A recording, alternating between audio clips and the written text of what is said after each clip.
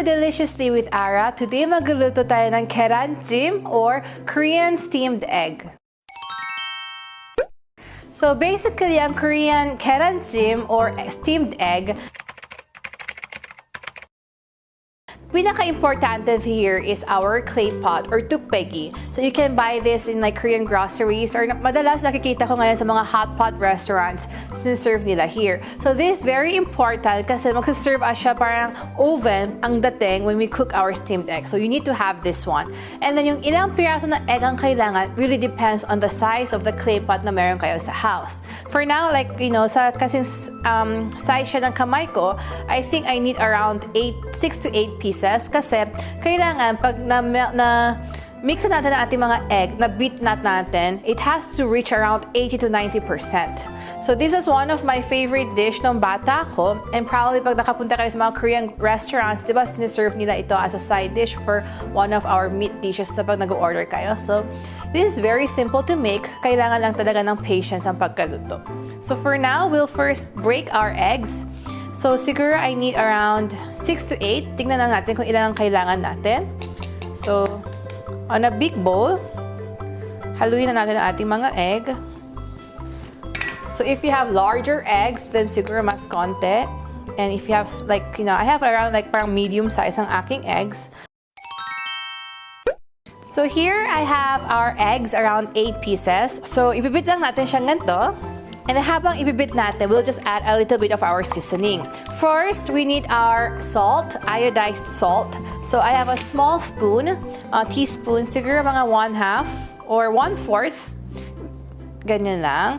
And then, we also need to have our sugar.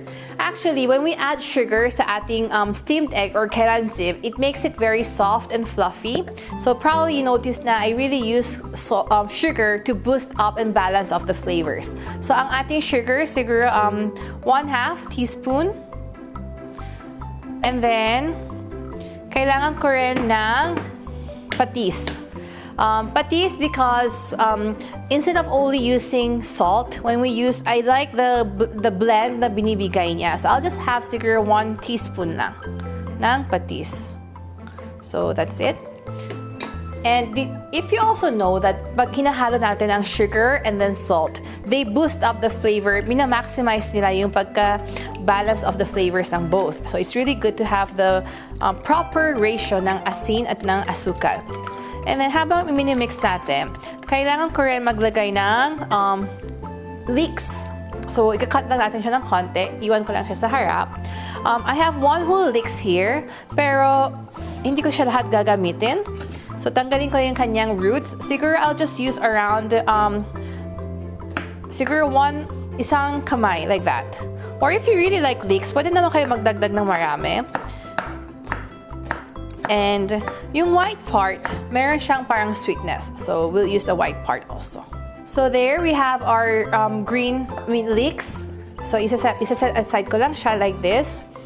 And then, we'll add the mixture sa ating eggs. Ngayon, hindi lahat kailangan ko kasi yung mga ibang green part, gusto ko gamitin siya mamaya pang topping ko lang. So I'll just add, siguro this is around sa isang spoon na malaki, isang tablespoon, I'll use siguro around 1 1/2. So roughly 1 1/2. There we go. And then i-mix lang natin siya like this. Now, kailangan tayo mag-add ng konting water kasi if egg lang, mahirap talaga siya mag-puff up. And then, pag mag-add tayo ng water, nagsasoften ng magiging malambot ang lasa ng ating steamed egg. Now, di ba sabi, around, this mixture of egg is around 8 pieces. Ngayon, sa water naman, I'll use around 1/3 ng isang baso. The ratio kasi ng water to egg should be around every 1 cup. It should be like 1/4. Pero if we put this one on our cups, it will be around 2 cups. So, pag 2 cups, gagawin ko lang mga 1/3. Just para mag-soften up lang ng flavor ng ating egg. And it helps pang steam ng ating mamaya. So, this simple and we're ready to cook it now on our clay pot. Now, before we turn on the fire, I will just drizzle our clay pot tukbaegi with oil para hindi siya magdikit-dikit mamaya. So, just a little bit of cooking oil. I'll just brush it off sa ating sa mga gilid ng ating pot. Just to help lang hindi dumikit mamaya.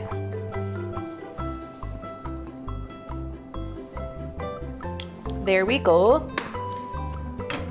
Okay, so ngayon turn on ko yung aking clay pot or tukpeki. And then, I'll just put the mixture. So, dapat yung mixture ko ng egg around 80 to 90% ng ating pot para medyo, after magluto siya, mag-puff up siya ng gusto para it looks very appetizing. So, ibubuhos ko lang natin ng konti. Dahan-dahan, I mean. So, there we go. I think this is a perfect, amount. So, as you see, siguro mga kalahating inch lang from the top ang mapuno niya.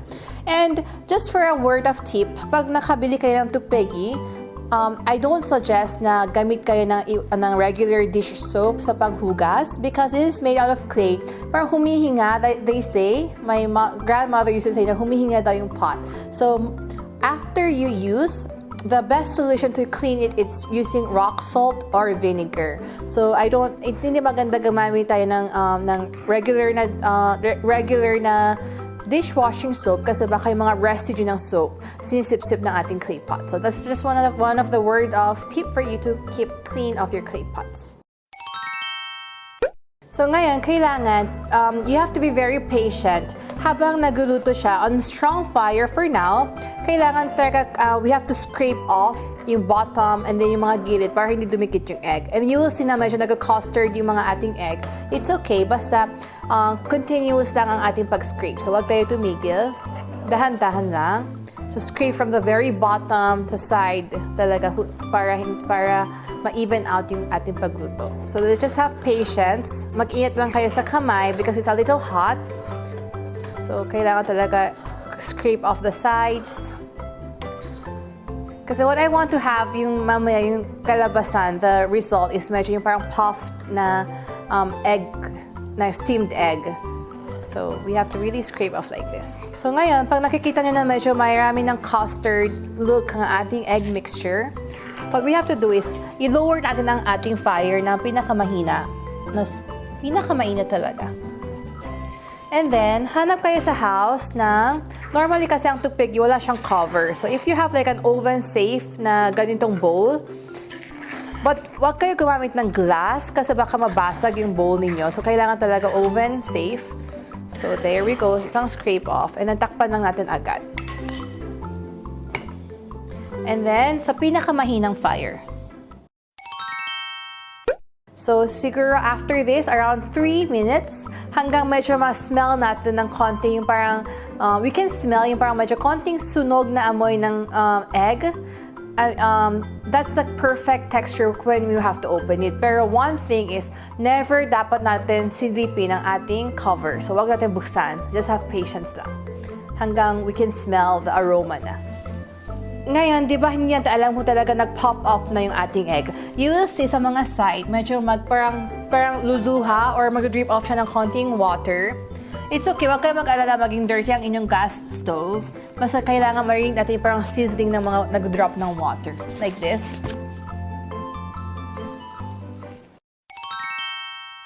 So, ngayon, it's been around like 3 minutes and nakikita ko na yung mga parang may water na nag-drop off. So, patayin ko na yung ating fire. And supposedly, luto na ang ating steamed egg. So, we're gonna open it. Pero dahan-dahan kasi napakainit, okay? So, we'll slowly open it. I wanna see the result kung nag-pop up talaga siya or not. So, tingnan natin. Wow! So, this is the look that gusto natin ma-achieve. And then, on the top, mag-sprinkle lang tayo ng konting leeks just for, color lang. And konting sesame seed. And if meron kayong sesame oil, we'll just drizzle a little bit. Siguro isang teaspoon, I mean, just for the added aroma ng nutty flavor. So 1 teaspoon. There. And So tada! This is Gyeran Jjim or Korean steamed egg. And I think actually na-achieve ko yung pinaka-gusto kong outlook na medyo nag-puff up ng konti, around an inch to 2 inches on top. Can you see? Di ba mukha talaga siyang appetizing? It's very good for your family. Your kids will love it. Malambot siya. And it's gonna be perfect for you to have the taste of Korea in your own homes. Basta sinundan nyo lang ang aking recipe. Napakadali at kahit sino man, kayang-kayang gawin. So I hope you enjoy our Gyeran Jjim. Please don't forget to subscribe and like our channel for more Korean dishes. And until next time, see you!